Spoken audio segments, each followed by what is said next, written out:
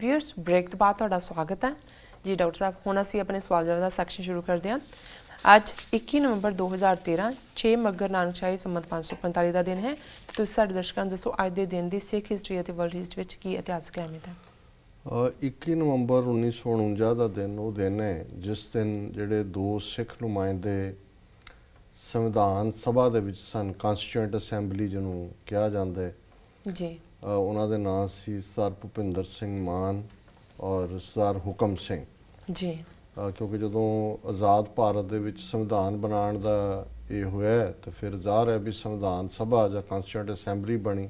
जी ਸੋ ਦੋ ਨੁਮਾਇੰਦੇ ਅਕਾਲੀਆਂ ਦੇ ਉਸ ਦੇ ਵਿੱਚ ਚੁਣ ਕੇ ਗਏ ਸੀ, ਸਰਦਾਰ ਹੁਕਮ ਸਿੰਘ ਔਰ ਸਰਦਾਰ ਭੁਪਿੰਦਰ ਸਿੰਘ ਮਾਨ। ਸੋ ਅੱਜ ਦਾ ਦਿਨ ਸੀ 1949 'ਚ ਜਦੋਂ ਕਿ ਉਹਨਾਂ ਨੇ ਇਸ ਭਾਰਤੀ ਸੰਵਿਧਾਨ ਦੇ ਖਰੜੇ ਤੇ ਦਸਤਖਤ ਕਰਨ ਤੋਂ ਨਾ ਕਰ ਦਿੱਤੀ, जी ਕਿਉਂਕਿ ਇਸ ਸੰਵਿਧਾਨ ਦੇ ਵਿੱਚ ਸਿੱਖਾਂ ਨਾਲ ਜਿਹੜੇ ਇਕਰਾਰ ਸੀ ਕੀਤੇ ਹੋਏ ਕਿ ਤੁਹਾਨੂੰ ਅਸੀਂ ਉੱਤਰ ਦੇ ਵਿੱਚ ਇੱਕ ਸੂਬਾ ਦੇਵਾਂਗੇ ਤਾਂ ਕਿ ਜਿਹੜਾ ਆਜ਼ਾਦੀ ਦਾ ਤੁਸੀਂ ਵੀ ਨਿੱਘ ਮਾਣ ਸਕੋ, ਔਰ ਇਸ ਕਿਸਮ ਦੇ ਇਕਰਾਰ ਗਾਂਧੀ ਦਾ 1929 'ਚ ਕਿ ਕੋਈ ਭਾਰਤ ਦੇ ਵਿੱਚ ਐਸਾ ਸੰਵਿਧਾਨ ਪਾਸ ਨਹੀਂ ਹੋਏਗਾ ਜਿਹੜਾ ਸਿੱਖਾਂ ਨੂੰ ਮਨਜ਼ੂਰ ਨਾ ਹੋਏ। जी ਸੋ ਇਹਨਾਂ ਦੋਨਾਂ ਨੁਮਾਇੰਦਿਆਂ ਨੇ ਸੰਵਿਧਾਨ ਸਭਾ 'ਚ ਖਲੋ ਕੇ ਕਿਹਾ ਕਿ ਵੀ this is betrayal of the Sikhs, this is betrayal of the promises made to the Sikhs, we reject this constitution। जी ਸੋ ਇਹ ਇੱਕ ਹਕੀਕਤ ਹੈ ਕਿ ਵੀ ਬੇਸ਼ੱਕ ਡੀ ਫੈਕਟੋ ਅੱਜ ਸਾਡੇ ਪੰਜਾਬ ਦੇ ਉੱਤੇ ਸਿੱਖ ਕੌਮ ਇਹਨਾਂ ਦੇ ਕਬਜ਼ੇ 'ਚ ਹੈ, ਇਹਨਾਂ ਦੀ ਕੈਦ 'ਚ ਹੈ, ਪਰ ਡੀ ਜੂਰਿਸ ਕਾਨੂੰਨੀ ਨੁਕਤੇ ਤੋਂ ਅਸੀਂ ਹਿੰਦੁਸਤਾਨ ਦਾ ਹਿੱਸਾ ਹੀ ਨਹੀਂ ਹੈ, ਕੌਮ ਵੀ ਹਿੱਸਾ ਨਹੀਂ ਹੈ, ਕਿਉਂਕਿ ਅਸੀਂ ਇਸ ਸੰਵਿਧਾਨ ਨੂੰ ਮੰਨਿਆ ਨਹੀਂ ਹੋਇਆ। ਅੱਜ ਦੇ ਦਿਨ ਇਸ ਸੰਵਿਧਾਨ ਨੂੰ ਰਿਜੈਕਟ ਕੀਤਾ ਦੋਨਾਂ ਸਿੱਖ ਨੁਮਾਇੰਦਿਆਂ ਨੇ। ਫਿਰ 8 ਜਨਵਰੀ 1950 ਨੂੰ ਸ਼੍ਰੋਮਣੀ ਗੁਰਦੁਆਰਾ ਪ੍ਰਬੰਧਕ ਕਮੇਟੀ ਨੇ ਰੈਜ਼ੋਲੂਸ਼ਨ ਕੀਤਾ ਕਿ ਅਸੀਂ ਸੰਵਿਧਾਨ ਨੂੰ ਰਿਜੈਕਟ ਕਰਦੇ ਹਾਂ, जी ਔਰ ਨਾਲ ਹੀ ਉਹਨਾਂ ਨੇ ਕਾਲ ਦਿੱਤੀ ਸ਼੍ਰੋਮਣੀ ਕਮੇਟੀ ਅਕਾਲੀ ਦਲ ਮਾਸਟਰ ਸਿੰਘ ਦੇ ਨੇ ਕਿ 26 ਜਨਵਰੀ ਦਾ ਦਿਨ 26 ਜਨਵਰੀ 1950 ਨੂੰ, ਕਿਉਂਕਿ ਸੰਵਿਧਾਨ ਲਾਗੂ ਕੀਤਾ ਗਿਆ ਜਿਹਨੂੰ ਰਿਪਬਲਿਕ ਡੇ ਕਿਹਾ ਜਾਂਦਾ, ਸੋ ਇਹਨਾਂ ਨੇ ਕਾਲ ਦਿੱਤੀ ਕਿ ਇਸ ਦਿਨ ਨੂੰ ਕਾਲੇ ਦਿਵਸ ਵਜੋਂ ਮਨਾਇਆ ਜਾਏ। ਸੋ ਅੱਜ ਵੀ ਤੁਸੀਂ ਪੁਰਾਣੇ ਰੈਕਡ ਕੱਢ ਕੇ ਦੇਖ ਲਓ ਕਿ ਇੱਕ ਪਾਸੇ ਦੇਸ਼ ਜਿਹੜਾ ਹੈ ਉਹ ਗਣਤੰਤਰ ਦਿਵਸ ਮਨਾ ਰਿਹਾ ਸੀ ਔਰ ਸਿੱਖਾਂ ਦੇ ਘਰਾਂ ਦੇ ਉੱਤੇ ਕਾਲੇ ਝੰਡੇ ਜਿਹੜੇ ਨੇ ਉਹ ਲੱਗੇ ਹੋਏ ਸੀ, ਕਾਲੀਆਂ ਦਸਤਾਰਾਂ, ਕਾਲੀਆਂ ਚੁੰਨੀਆਂ। जी ਮੈਸੇਜ ਇਹ ਸੀ ਕਿ ਵੀ ਅਸੀਂ ਇਸ ਸੰਵਿਧਾਨ ਨੂੰ ਰਿਜੈਕਟ ਕਰਦੇ ਹਾਂ। ਸੋ ਇਹ ਹਿਸਟੋਰੀਕਲ ਫੈਕਟ ਹੈ। जी 1967 ਦੇ ਵਿੱਚ ਅੱਜ ਦੇ ਦਿਨ ਮਾਸਟਰ ਤਾਰਾ ਸਿੰਘ ਜਿਨ੍ਹਾਂ ਨੇ 40 ਸਾਲ ਤੋਂ ਜ਼ਿਆਦਾ ਸਮਾਂ 1920 ਦੀ ਗੁਰਦੁਆਰਾ ਸੁਧਾਰ ਲਹਿਰ 'ਚੋਂ ਸਾਹਮਣੇ ਆਏ ਔਰ 1967 'ਚ ਉਹਨਾਂ ਨੇ ਚੜ੍ਹਾਈ ਕੀਤੀ। 3-4 ਸਾਲ ਪਹਿਲਾਂ ਹੀ ਉਹ ਜਿਹੜੇ ਨੇ ਉਹਨਾਂ ਨੂੰ ਅਕਾਲੀ ਦਲ 'ਚੋਂ ਆਲਮੋਸਟ ਹਾਸ਼ੀਏ 'ਤੇ ਲੈ ਆਂਦਾ ਸੀ। जी ਨਹਿਰੂ ਔਰ ਕੈਰੋਂ ਨੇ ਸਾਜ਼ਿਸ਼ ਕਰਕੇ ਸੰਤ ਫਤਿਹ ਸਿੰਘ ਨੂੰ ਖੜਾ ਕੀਤਾ। ਸੋ ਬੇਸ਼ੱਕ 47 ਦਾ ਦੌਰ ਮਾਸਟਰ ਤਾਰਾ ਸਿੰਘ ਦੇ ਰੋਲ ਬਾਰੇ ਹਮੇਸ਼ਾ ਹੀ ਆਲੋਚਨਾ ਦਾ ਦੌਰ ਰਹਿੰਦਾ, ਜਿਹਦੇ 'ਚ ਬਲਦੇਵ ਸਿੰਘ, ਮਾਸਟਰ ਤਾਰਾ ਸਿੰਘ, ਗਿਆਨੀ ਕਰਤਾਰ ਸਿੰਘ, ਇਹ ਸਾਰੇ ਹੀ ਜਿਹੜਾ ਊਧਮ ਸਿੰਘ ਨਾਗੋਕੇ, ਇਹ ਸਾਰੇ ਹੀ ਦੋਸ਼ੀ ਨੇ। जी ਪਰ ਇਸ ਗੱਲ ਬਾਰੇ ਕੋਈ ਦੋ ਰਾਵਾਂ ਨਹੀਂ ਕਿ ਮਾਸਟਰ ਤਾਰਾ ਸਿੰਘ ਨੇ 40-45 ਸਾਲ ਸਿੱਖਾਂ ਨੂੰ ਸੰਗਠਿਤ ਕੀਤਾ, ਜਥੇਬੰਦ ਕੀਤਾ, ਔਰ ਜੇ ਪੰਜਾਬੀ ਸੂਬਾ ਹੋਣ ਦੇ ਵਿੱਚ ਆਇਆ ਅੱਜ ਜਿੱਥੇ ਕਿ ਸਿੱਖ ਮੈਜੋਰਟੀ ਦੇ ਵਿੱਚ ਨੇ, ਤੇ ਇਸ ਪੰਜਾਬੀ ਸੂਬੇ ਦੀ ਬਣਤਰ ਦੇ ਲਈ ਔਰ ਇਸ ਤੱਕ ਮੋਰਚੇ ਲਾਉਣ ਦੇ ਲਈ ਮਾਸਟਰ ਤਾਰਾ ਸਿੰਘ ਨੇ ਬਹੁਤ ਵੱਡਾ ਰੋਲ ਅਦਾ ਕੀਤਾ।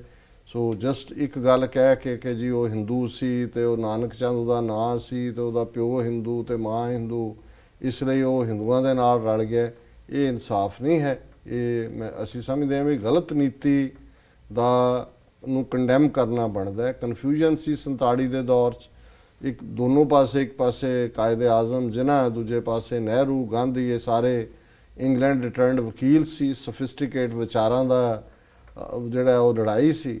ਮਾਸਟਰ ਤਾਰਾ ਸਿੰਘ ਇੱਕ ਸਿੰਪਲਿਸਟਿਕ ਬੈਕਗਰਾਊਂਡ 'ਚੋਂ ਆਇਆ ਬੰਦਾ, ਉਸ ਸਾਰੇ ਨੂੰ ਦੇਖ ਹੀ ਨਹੀਂ ਸਕਿਆ, ਅਨੁਭਵ ਹੀ ਨਹੀਂ ਕਰ ਸਕਿਆ, ਔਰ ਉਸ ਫੇਥ ਫੈਕਟਰ ਦੇ ਥੱਲੇ ਕਾਂਗਰਸ ਦੇ ਜਿਹੜਾ ਉਹ ਹੱਕ ਦੇ ਵਿੱਚ ਭੁਗਤਿਆ। ਪਰ ਕੁੱਲ ਮਿਲਾ ਕੇ ਮਾਸਟਰ ਤਾਰਾ ਸਿੰਘ ਦੀ ਜਿਹੜੀ 40 ਸਾਲ ਦੇ ਪੀਰੀਅਡ ਦੇ ਵਿੱਚ ਕੰਟਰੀਬਿਊਸ਼ਨ ਹੈ ਉਹਨੂੰ ਤੁਸੀਂ ਨੈਗੇਟ ਨਹੀਂ ਕਰ ਸਕਦੇ। जी ਵਰਲਡ ਹਿਸਟਰੀ ਦੇ ਹਵਾਲੇ ਨਾਲ 1906 ਦੇ ਵਿੱਚ ਚੀਨ ਨੇ ਅਫੀਮ ਦੀ ਜਿਹੜੀ ਤਜਾਰਤ ਸੀ, ਟ੍ਰੇਡ ਸੀ, ਉਹਦੇ 'ਤੇ ਪਾਬੰਦੀ ਲਾਈ ਕਿਉਂਕਿ ਅੰਗਰੇਜ਼ ਉੱਥੇ ਅਫੀਮ ਸੁੱਟ ਕੇ ਚੀਨੀਆਂ ਨੂੰ ਅਫੀਮੀ ਬਣਾ ਰਹੇ ਸੀ। ਫਿਰ ਬਾਅਦ ਦੇ ਵਿੱਚ ਓਪੀਅਮ ਵਾਰਜ਼ ਵੀ ਹੋਈਆਂ ਕਿਉਂਕਿ ਜਿਵੇਂ ਪੰਜਾਬ ਦੇ ਵਿੱਚ ਅੱਜ ਨਸ਼ਈ ਤੇ ਸ਼ਰਾਬੀ ਬਣਾ ਕੇ ਸਿੱਖਾਂ ਨੂੰ ਗੁਲਾਮ ਬਣਾਇਆ, ਇਹੋ ਜਿਹੀ ਨੀਤੀ ਅੰਗਰੇਜ਼ਾਂ ਨੇ ਚੀਨ ਦੇ ਹਵਾਲੇ ਨਾਲ ਵੀ ਰੱਖੀ ਸੀ। 1938 ਦੇ ਵਿੱਚ ਨਾਜ਼ੀਆਂ ਨੇ ਵੈਸਟਰਨ ਚੈਕੋਸਲੋਵਾਕੀਆ ਦੇ ਉੱਤੇ ਕਬਜ਼ਾ ਕਰਕੇ ਉਹਨਾਂ ਨੂੰ ਕਿਹਾ ਜੀ ਹੁਣ ਤੋਂ ਤੁਸੀਂ ਕੋਈ ਚੈਕੋਸਲੋਵਾਕੀਆ ਨਹੀਂ, ਤੁਸੀਂ ਜਰਮਨ ਦੇ ਸਿਟੀਜ਼ਨ ਬਣ ਗਏ ਹੋ। ਜੀ 1952 ਦੇ ਵਿੱਚ ਪਹਿਲੀ ਅਮਰੀਕਨ ਪੋਸਟੇਜ ਸਟੈਂਪ ਜਿਹਦੇ 2 ਕਲਰ ਸੀ, ਡਬਲ ਕਲਰ, 2 ਕਲਰਸ, ਜੀ ਇਹ ਜਾਰੀ ਹੋਈ। 1974 ਦੇ ਵਿੱਚ ਫਰੀडम ਆਫ ਇਨਫੋਰਮੇਸ਼ਨ ਐਕਟ ਜਿਹਨੂੰ ਵੀਟੋ ਕਰ ਦਿੱਤਾ ਸੀ ਪ੍ਰੈਜ਼ੀਡੈਂਟ ਫੋਰਡ ਨੇ, ਉਸ ਨੂੰ ਕਾਂਗਰਸ ਨੇ ਦੁਬਾਰਾ ਪਾਸ ਕੀਤਾ। 1999 ਦੇ ਵਿੱਚ ਪਹਿਲੀ ਵਾਰ ਬ੍ਰਿਟਿਸ਼ ਹਾਊਸ ਆਫ ਕਾਮਨਸ ਦੇ ਵਿੱਚ ਟੀਵੀ ਕੈਮਰੇ ਪਰਮਿਟ ਹੋਏ ਕਿ ਜੋ ਕਾਰਵਾਈ ਹੈ ਉਹ ਰਿਲੇ ਹੋ ਸਕਦੀ ਹੈ। ਜੀ 1999 ਦੇ ਵਿੱਚ ਪਹਿਲਾ ਲਾਅ ਜਿਹਨੂੰ ਕਿ ਪ੍ਰੈਜ਼ੀਡੈਂਟ ਬੁਸ਼ ਨੇ ਦਸਤਖਤ ਕੀਤੇ ਉਹ ਇਹ ਸੀ ਕਿ ਡੋਮੈਸਟਿਕ ਫਲਾਈਟਸ ਦੇ ਵਿੱਚ ਕੋਈ ਸਮੋਕਿੰਗ ਨਹੀਂ ਕਰ ਸਕਦਾ। ਹੁਣ ਇਹ ਅਸੀਂ ਦੇਖੋ ਕਈ ਵਾਰੀ ਗੁਰੂ ਦੀਆਂ ਕਿੰਨੀਆਂ ਵਡਿਆਈਆਂ ਨੇ। ਸਤਿਗੁਰੂ ਨੇ ਸਾਨੂੰ ਤੰਬਾਕੂ ਤੋਂ 3 ਸਦੀਆਂ ਪਹਿਲਾਂ ਜਿਹੜਾ ਉਹ ਮਨਾ ਕੀਤਾ ਕਿ ਭਾਈ ਇਹ ਜਗਤ ਝੂਠ ਹੈ। ਜੀ ਇਹਨਾਂ ਨੇ ਅਮਰੀਕਾ 'ਚ 1999 ਤੱਕ ਜਹਾਜ਼ਾਂ ਦੇ ਵਿੱਚ ਸਿਗਰਟਾਂ ਪੀਣ ਦੀ ਖੁੱਲ੍ਹ ਸੀ, ਸਾਰੀਆਂ ਪਬਲਿਕ ਥਾਵਾਂ ਤੇ ਸੀ।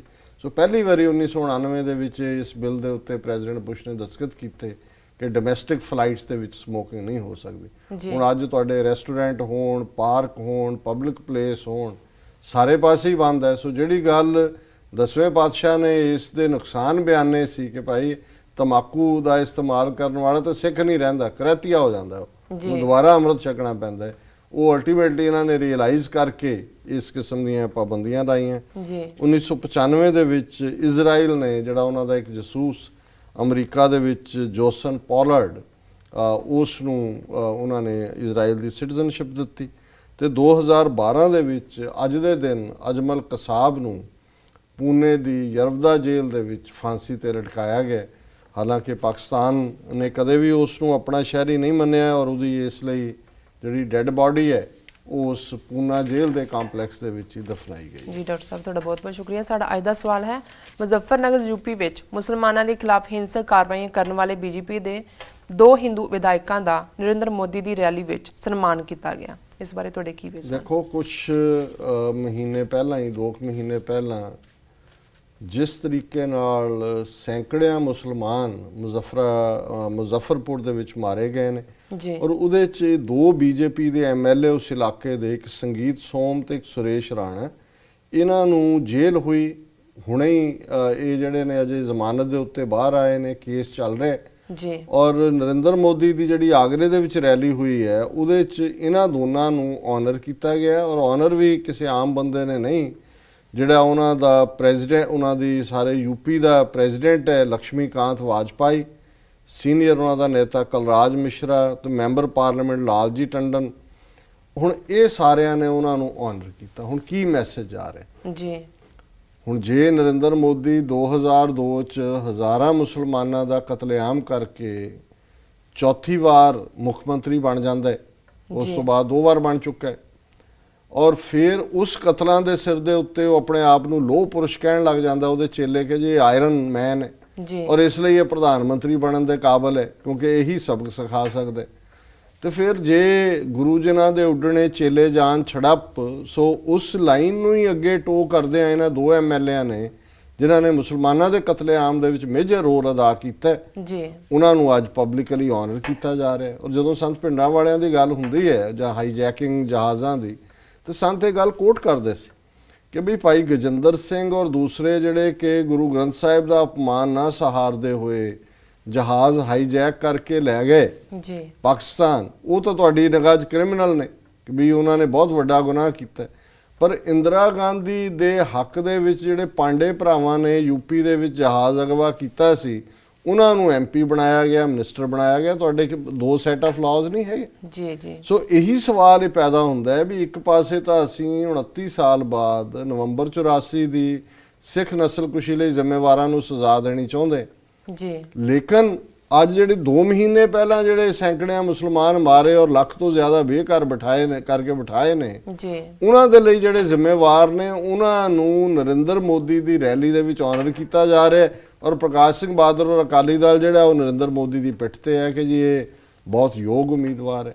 ਸੋ ਇਹ 'ਚੋਂ ਅਸੀਂ ਕੀ ਮੈਸੇਜ ਦੇ ਰਹੇ ਹਾਂ? ਸੋ ਹਿੰਦੁਸਤਾਨ 'ਚ ਜਿਵੇਂ ਕਿਹਾ ਕਿ ਨਰਿੰਦਰ ਮੋਦੀ ਹਿਟਲਰ ਇਨ ਦਾ ਮੇਕਿੰਗ ਹੈ ਔਰ ਇਹ ਮੈਸੇਜ ਦੇ ਰਹੇ ਨੇ ਹਿੰਦੂਤਵੀ ਕਿ ਇੱਕ ਵਾਰੀ ਆ ਲੈਣ ਦਿਓ ਸਾਨੂੰ, ਅਸੀਂ ਇਹ ਘੱਟ ਗਿਣਤੀਆਂ ਦਾ ਕੀ ਕਰਾਂਗੇ, ਉਹ ਲੋਕ ਭੁੱਲ ਜਾਣਗੇ ਵੀ ਯਹੂਦੀਆਂ ਤੇ ਬਾਕੀਆਂ ਤੇ ਕੀ ਜ਼ੁਲਮ ਹੋਇਆ। ਜੀ ਡਾਕਟਰ ਸਾਹਿਬ ਤੁਹਾਡਾ ਬਹੁਤ ਬਹੁਤ ਧੰਨਵਾਦ। ਤੇ ਹੁਣ ਸਾਡੇ ਦਰਸ਼ਕਾਂ ਨੂੰ ਦੱਸੋ ਅੱਜ ਦਾ ਵਿਚਾਰ। ਅੱਜ ਦੇ ਵਿਚਾਰ ਲਈ ਅਸੀਂ ਭਾਈ ਗੁਰਦਾਸ ਜੀ ਦੇ ਕਵਿਤ ਨੰਬਰ 29 ਨੂੰ ਚੁਣਿਆ ਜੀ। ਔਰ ਇਹਦਾ ਥੀਮ ਇਹੀ ਹੈ ਕਿ ਵੀ ਜਿਹੜੇ ਗੁਰਸਿੱਖ ਨਿਰੰਕਾਰ ਦੇ ਨਾਲ ਗੁਰੂ ਦੇ ਰਾਹੀਂ ਗੁਰੂ ਤੇ ਫੇਥ ਰੱਖ ਕੇ ਲਿਵ ਲਾਉਂਦੇ ਨੇ, ਉਹਨਾਂ ਦੇ ਜੀਵਨ ਚੋਂ ਕਾਮ ਕ੍ਰੋਧ ਲੋਭ ਮੋਹ ਹੰਕਾਰ ਮੁੱਕਦਾ ਹੈ। ਉਹਨਾਂ ਦੇ ਜੀਵਨ 'ਚ ਸੱਚਾਈ, ਸੰਤੋਖ, ਸ਼ਰਧਾ, ਪਿਆਰ, ਸ਼ਾਂਤੀ ਉਹਨਾਂ ਦੇ ਅੰਦਰ ਆਉਂਦੀ ਹੈ ਔਰ ਉਹ ਫਿਰ ਉਸ ਉਚਾਈ ਤੇ ਪਹੁੰਚ ਜਾਂਦੇ ਨੇ ਕਿ ਉਹਨਾਂ ਨੂੰ ਰੱਬ ਤੇ ਰੱਬ ਦੀ ਕਿਰਤ ਦੁਨੀਆ ਦੇ ਵਿੱਚ ਕੋਈ ਫਰਕ ਨਜ਼ਰ ਨਹੀਂ ਆਉਂਦਾ। ਉਹ ਹਰ ਥਾਂ ਉਸ ਨਿਰੰਕਾਰ ਨੂੰ ਦੇਖਦੇ ਨੇ। ਜੀ। ਸੋ ਉਹਨਾਂ ਦਾ ਇਹ ਕਵਿਤ ਹੈ, ਸ਼ਬਦ ਸੁਰਤ ਲਿਵ ਗੁਰਸਿੱਖ ਸੰਧ ਮਿਲੇ, ਪੰਚ ਪਰਪੰਚ ਮਿਟੇ ਪੰਚ ਪ੍ਰਧਾਨੇ ਹੈ, ਭਾਗੈ ਭੈ ਭਰਮ ਭੇਦ ਕਾਲ ਔ ਕਰਮ ਖੇਦ, ਲੋਗ ਬੇਦ ਉਲੰਘ ਉਦੋਤ ਗੁਰ ਗਿਆਨ ਹੈ, ਮਾਇਆ ਔ ਬ੍ਰਹਮ ਸਮ ਦਸਮ ਦੁਆਰ ਪਾਰ, ਅਨਹਦ ਰੁਣ ਝੁਨ ਬਾਜਤ ਨਿਸ਼ਾਨੇ ਹੈ। ਜੀ।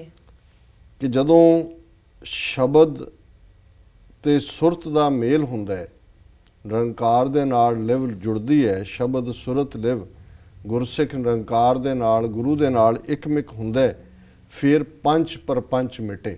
ਫਿਰ ਜਿਹੜੇ ਪੰਜ ਵਿਕਾਰ ਨੇ ਕਾਮ ਕ੍ਰੋਧ ਲੋਭ ਮੋਹ ਹੰਕਾਰ, ਇਹਨਾਂ ਤੋਂ ਖਹਿੜਾ ਛੁੱਟ ਜਾਂਦਾ ਹੈ। ਪੰਜ ਪ੍ਰਧਾਨੇ ਹੈ, ਪੰਜ ਚੀਜ਼ਾਂ, ਪੰਜ ਗੁਣ, ਜਿਨ੍ਹਾਂ ਜਿਹੜੇ ਪੰਜ ਨੇ ਸੱਚਾਈ, ਸੰਤੋਖ, ਦਇਆ, ਸ਼ਰਧਾ ਤੇ ਸ਼ਾਂਤੀ। ਜੀ। ਇਹ ਪੰਜ ਵਿਕਾਰ ਨਿਕਲ ਜਾਂਦੇ ਨੇ ਤੇ ਇਹ ਪੰਜ ਪ੍ਰਧਾਨ ਨੇ, ਜਿਹੜੇ ਪੰਜ ਗੁਣ ਨੇ, ਇਹ ਮਨੁੱਖ ਦੇ ਅੰਦਰ ਆ ਜਾਂਦੇ ਨੇ। ਭਾਗੇ ਪੈ ਭਰਮ ਭੇਦ ਕਾਲ ਔ ਕਰਮ ਖੇਦ, ਆਪਣੇ ਕਰਮਾਂ ਦਾ ਕੋਈ ਕਮਜ਼ੋਰੀ ਦਾ ਅਹਿਸਾਸ, ਮਨ ਦੇ ਵਿੱਚ ਦੁਬਿਧਾ, ਮਨ ਦੇ ਵਿੱਚ ਕੋਈ ਕਮਜ਼ੋਰੀ, ਇਹ ਸਾਰੇ ਹੀ ਭਾਈ ਸਾਹਿਬ ਕਹਿੰਦੇ ਨੇ, ਭਾਈ ਗੁਰਦਾਸ, ਕੇ ਦੌੜ ਜਾਂਦੇ ਨੇ। ਜੀ। ਔਰ ਗੁਰੂ ਗਿਆਨ ਦਾ ਸੂਰਜ ਜਦੋਂ ਅੰਦਰ ਮਗਦਾ ਹੈ ਤੇ ਫਿਰ ਕੀ ਹੁੰਦਾ ਹੈ, ਮਾਇਆ ਉਹ ਬ੍ਰਹਮ ਸਮ ਦਸਮ ਦੁਆਰ ਪਾਰ, ਅਨਹਦ ਰੁਣ ਝੁਨ ਬਾਜਤ ਨਿਸ਼ਾਨੇ ਹੈ। ਕਿ ਫਿਰ ਦਸਮ ਦੁਆਰ ਖੁੱਲ ਜਾਂਦਾ ਹੈ, ਰੱਬ ਦਾ ਗਿਆਨ ਹੁੰਦਾ ਹੈ ਔਰ ਉਸ ਗਿਆਨ ਦੇ ਵਿੱਚ ਮਾਇਆ ਉਹ ਬ੍ਰਹਮ ਸਮ, ਮਾਇਆ ਤੇ ਬ੍ਰਹਮ, ਜਿਹੜੀ ਦੁਨੀਆ ਹੈ, ਮਾਇਆ ਕ੍ਰਿਤ ਹੈ ਤੇ ਰੱਬ ਹੈ, ਇਹ ਸਮ ਇੱਕੋ ਜਿਹੇ ਲੱਗਦੇ ਨੇ। ਜੀ। ਇਹਨਾਂ ਦੇ ਵਿੱਚ ਕੋਈ ਫਰਕ ਨਹੀਂ ਲੱਗਦਾ ਔਰ ਉਸ ਆਨੰਦ ਦੇ ਵਿੱਚ ਗੁਰਸਿੱਖ ਜਿਹੜਾ ਵਿਚਰਦਾ ਹੈ, ਅਨਹਦ ਰੁਣ ਝੁਨ ਬਾਜਤ ਨਿਸ਼ਾਨੇ ਹੈ। ਉਹਦੇ ਅੰਦਰ ਹਮੇਸ਼ਾ ਉਹ ਅਨਹਦ ਝੁਨਕਾਰ ਹੁੰਦੀ ਹੈ, ਆਨੰਦ ਦੇ ਵਾਜੇ ਵੱਜਦੇ ਨੇ, ਉਦਾਸੀ ਤੋਂ ਦੂਰ, ਗਮ ਤੋਂ ਦੂਰ। ਦਸਵੇਂ ਦੁਆਰ ਦੇ ਉਸ ਖੁੱਲ੍ਹਣ ਨੇ ਉਸ ਨੂੰ ਇਹ ਅਹਿਸਾਸ ਕਰਵਾ ਦਿੱਤਾ ਹੈ ਕਿ ਸਭ ਗੋਬਿੰਦ ਹੈ, ਗੋਬਿੰਦ ਬਿਨ ਨਹੀਂ ਕੋਈ। ਜੀ। ਸੋ ਇਹ ਭਾਈ ਗੁਰਦਾਸ ਜੀ ਦੇ 29ਵੇਂ ਕਵਿਤ ਦਾ ਅੱਜ ਦਾ ਮੈਸੇਜ ਹੈ। ਜੀ ਡਾਕਟਰ ਸਾਹਿਬ ਤੁਹਾਡਾ ਬਹੁਤ ਬਹੁਤ ਧੰਨਵਾਦ। ਤੁਸੀਂ ਅੱਜ ਦਾ ਵਿਚਾਰ ਸਾਡੇ ਦਰਸ਼ਕਾਂ ਨਾਲ ਸਾਂਝਾ ਕੀਤਾ। ਵੀਰ, ਸਾਡੇ ਪ੍ਰੋਗਰਾਮ ਦਾ ਸਮਾਂ ਇੱਥੇ ਸਮਾਪਤ ਹੁੰਦਾ। ਤੁਸੀਂ ਆਪਣੇ ਰਾਏ ਤੇ ਸੁਝਾਅ ਸਾਨੂੰ ਭੇਜਣਾ ਨਾ ਭੁੱਲਣਾ ਸਾਡੇ ਇਸ ਪਤੇ ਤੇ sos@tv84.tv ਤੇ। ਅਸੀਂ ਆਪਣਾ ਪ੍ਰੋਗਰਾਮ ਲੈ ਕੇ ਤੁਹਾਡੇ ਫੇਰ ਰੂਬਰੂ ਹੋਵਾਂਗੇ। ਤਦ ਤੱਕ ਲਈ ਸਾਨੂੰ ਆਗਿਆ ਦਿਓ। ਵਾਹਿਗੁਰੂ ਜੀ ਕਾ ਖਾਲਸਾ, ਵਾਹਿਗੁਰੂ ਜੀ ਕੀ ਫਤਿਹ। ਵਾਹਿਗੁਰੂ ਜੀ ਕੀ ਫਤਿਹ।